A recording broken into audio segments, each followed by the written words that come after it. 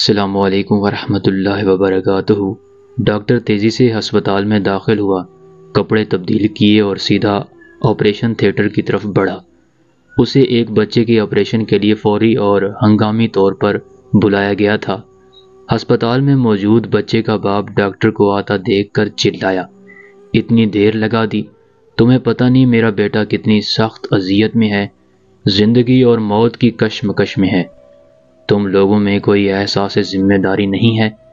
مجھے افسوس ہے میں ہسپتال میں نہیں تھا، جیسے ہی مجھے کال ملی میں جتنی جلدی آ سکتا تھا آیا ہوں۔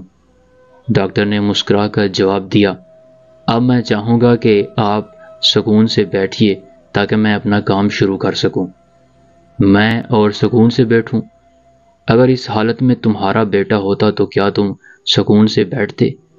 اگر تمہارا اپنا بیٹا ابھی مر رہا ہو تو تم کیا کرو گے؟ باپ غصے سے بولا۔ ڈاکٹر پھر مسکرا کر کہا، ہماری مقدس کتاب کہتی ہے کہ ہم مٹی سے بنے ہیں اور ایک دن ہم سب کو مٹی میں مل جانا ہے۔ اللہ بہت بڑا ہے اور غفور الرحیم ہے۔ ڈاکٹر کسی کو زندگی نہیں دیتا، نہ کسی کی عمر بڑھا سکتا ہے۔ اب آپ آرام سے بیٹھیں اور اپنے بیٹے کے لیے دعا کریں۔ ہم آپ کے بیٹے کو بچانے کی پوری کوشش کریں گے۔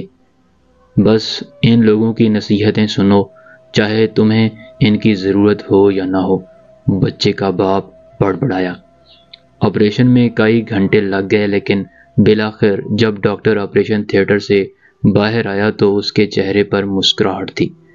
تمہارا بیٹا اب خطرے سے باہر ہے، اگر کوئی سوال ہو تو نرس سے پوچھ لینا۔ یہ کہہ کر وہ آگے بڑھ گیا۔ کتنا مغرور ہے یہ شخص، کچھ لمحے کے لیے بھی نہیں رکا کہ میں اپنے بچے کی حالت کے بارے میں ہی کچھ پوچھ لیتا۔ بچے کے باپ نے ڈاکٹر کے جانے کے بعد نرس سے کہا۔ نرس نے روتے ہوئے جواب دیا، اس کا بیٹا کل ایک ٹریفک کے حادثے کا شکار ہو گیا تھا۔ جب ہم نے اسے آپ کے بیٹے کے لیے کال کی تھی تو وہ اس کی تدفین کر رہا تھا، اور اب جب کہ اس نے آپ کے بیٹے کی جان بچا لی ہے، دوبارہ تدفین کو مکمل کرنے گیا ہے۔